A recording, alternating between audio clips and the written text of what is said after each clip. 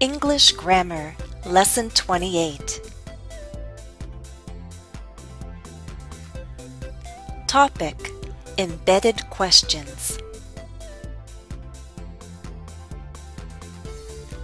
Part 2. Have you seen Part 1? If so, then you're ready to go on. What I ordered online for my children was the topic of Part 1. Do you remember what I ordered and put together? It was a seesaw. Now you've just heard me use examples of embedded questions. Let's review what they are.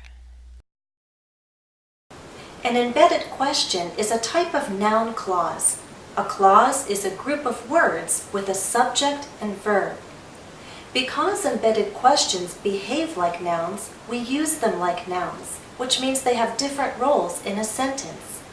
We can use an embedded question as the subject. We can use an embedded question as the object of a verb. There are other uses. Let me show you some of them. We can also use an embedded question as an indirect object, the object of a preposition. For example, were you curious about what Jennifer ordered for her children? Here, the embedded question, highlighted in purple, is the object of about, a preposition. Now I'd like you to try to use an embedded question as an indirect object. Complete the statement with embedded questions. Use the 3 real questions listed. Shipping costs depend on what? Shipping costs depend on how heavy the package is, where you want to ship it, and how fast you want it delivered.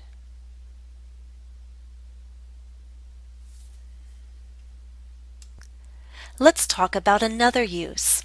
We can use an embedded question as a complement. Do you know what a complement is? A complement is a word, phrase, or clause that explains or defines another unit in the sentence. A subject complement, for example, explains or defines the subject, as in, my main concern was whether or not I could put it together. When we use subject complements, the structure is subject plus linking verb, like a form of be, and then the complement, in this case, an embedded question. My main concern was whether or not I could put it together. The embedded question explains the subject. An embedded question can also be a complement in a noun phrase, and then it immediately follows the noun that it explains or defines. First example, do you have any idea who ordered this? Who ordered this is the embedded question. It's a complement and it explains idea. Second example, there's no question whether they liked it or not. Whether they liked it or not is the embedded question, and it's a complement to the word question. It defines or explains it. And lastly, we can use an embedded question as an adjective complement, so it immediately follows an adjective to explain it or define it or somehow limit the quality. For example, it's surprising how much shipping costs are. The embedded question helps to explain the quality, surprising. I think some other common adjectives that would be followed by an embedded question are surprised, amazing, amazed. There are others. Alright, now it's your turn. I'd like you to complete the statement in bold with an embedded question, and that embedded question will be a subject complement. Use the real question listed below.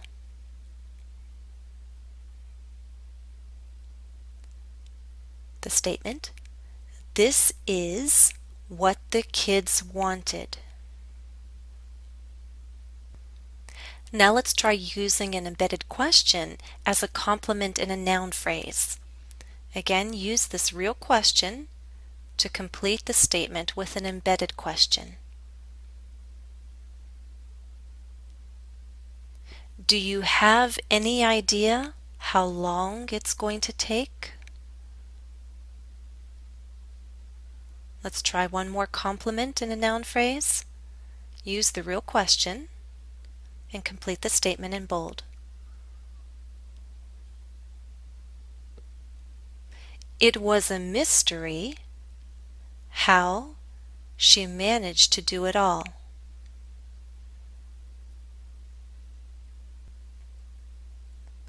And lastly, an adjective complement. Use the real question to complete the statement in bold.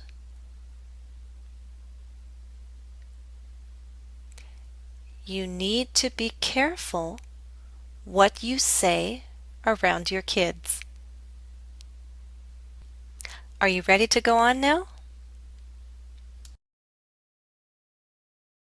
There's a special kind of embedded question that makes use of infinitives. Let me give you an example. This package, it's actually not for me, it's for my husband. It's a surprise. Let me think, where should I put it? Do you know where to hide it? Do you know where to hide it? Use of the infinitive, to hide, has the meaning of should or could. Where should I hide it? Where could I hide it? Do you know where to hide it? Where's a good place? So where to hide is an embedded question, and I used it as the object of a verb. Do you know where to hide it? Let's practice more of these embedded questions with infinitives. Let's look at these two examples. At first, I wasn't sure how to put all the pieces together. How could we rewrite the embedded question to include a pronoun as the subject of the clause? We could say, at first I wasn't sure how I could put all the pieces together. How I could put, how to put mean the same thing. Both are correct. Use of the infinitive is probably more conversational. Look at the second example. I considered whether to start or wait for my husband. Again, we could rewrite this and say I considered whether I should start or wait for my husband. Both versions are correct. They mean the same thing, but use of the infinitive is more conversational. Now it's your turn to form an embedded question using an infinitive. Can you complete the statement? Use the real question listed below.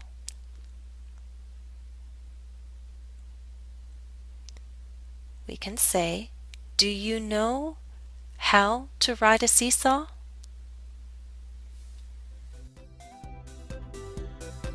Let's try an exercise. Exercise 2.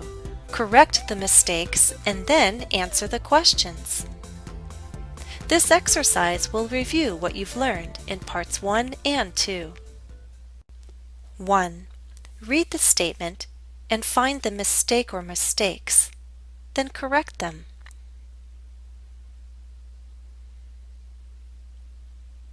The correct statement: I'd like to know if you shop online. This is not a real question. We do not need the question mark. Use a period. Also, we could use whether. I'd like to know whether you shop online or not. 2.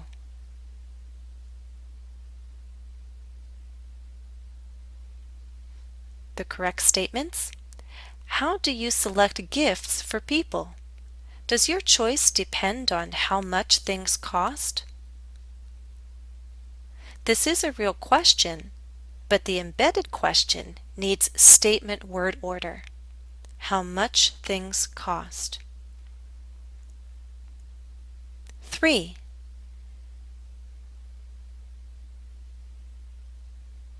The correct statement.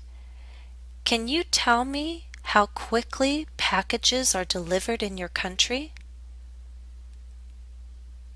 Again, we have a question, but the embedded question needs statement word order. 4.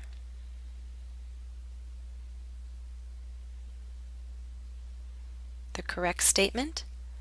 I'm not sure I would purchase something from a seller outside my own country. Would you? Again, it was a mistake with word order. 5. This one's a little tricky.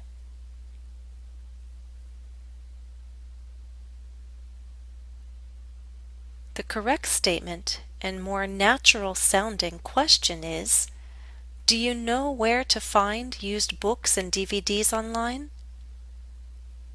If you're going to use an infinitive to form an embedded question, the infinitive follows the question word, and then the meaning of could or should is understood. Do you know where to find? 6.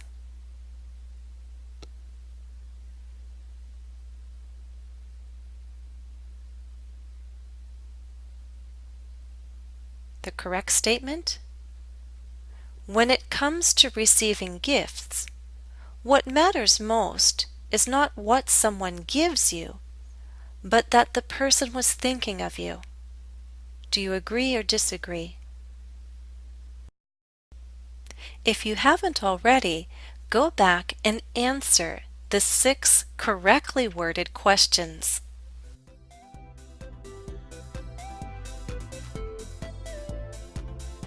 I consulted these sources as I put this lesson together.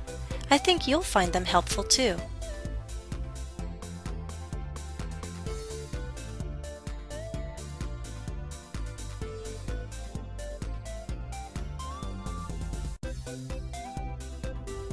Additional practice for this lesson is available at EnglishCafe.com. Follow the direct link listed in the video description. Well, that's all for this lesson. Thanks for watching and happy studies!